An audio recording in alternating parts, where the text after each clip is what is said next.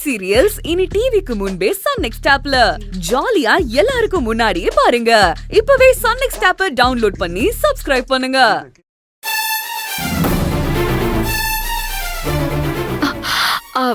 இப்ப என்ன சொல்றீங்க ஆதிரே?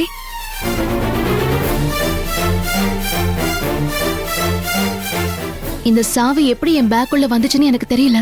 போதும் ஆதிரே, இதுக்கு முன்னாடி வரைக்கும் சாவி உங்க பேக்ல இல்லவே இல்லன்னு சாதிச்சீங்க.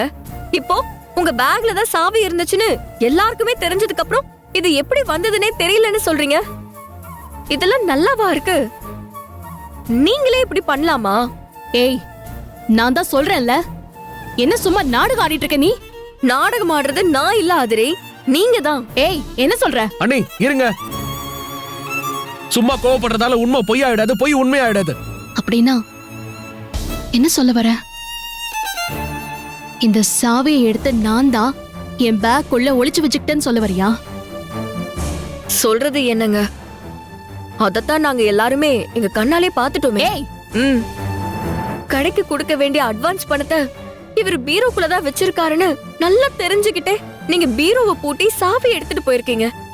இவர் என்ன, அவரு முன்னேறணும், அவர் பெரிய ஆளா வரணும், அவர் காரு பங்களான்னு ஆடம்பரமா வாழணும்னா போராடுறாரு. இந்த குடும்பத்தோட முன்னேற்றத்துக்காக தானே அவர் இவ்ளோ கஷ்டப்பட்டுக்கிட்டு இருக்காரு. அப்படி இருக்கிறப்போ நீங்க கூடவே இருந்து இப்படி குழி பறிக்கலாமா? சொல்லுங்க. ஏய், போதும், நிறுத்துறியா? இதுக்கு மேலேயும் நீ என் மேல அபாண்டமா பழிய போட்ட உன் பல்ல தட்டி கையில கொடுத்துருவேன். அண்ணி, ஒரு ஆம்பளை ஒரு தொழில் ஆரம்பிக்கிறானா அவன் வாழ்க்கைய ஆரம்பிக்கிறான்னு அர்த்தம். இப்ப நீங்க கெடுத்தது என்னோட வாழ்க்கைய.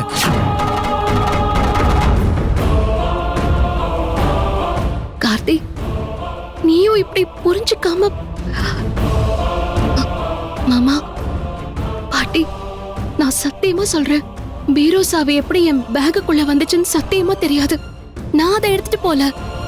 ஏமா ஆதிர, நீ தானே கார்த்திக்கு அந்த கடையை பேசிவிட்ட, அதுக்கப்புறம் உனக்கு என்னாச்சுமா?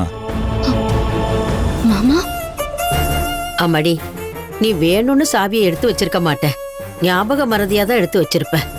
ஆனா அது அவன் ஆசைப்பட்டதை கிடைக்க விடாம பண்ணிடுச்சேம்மா.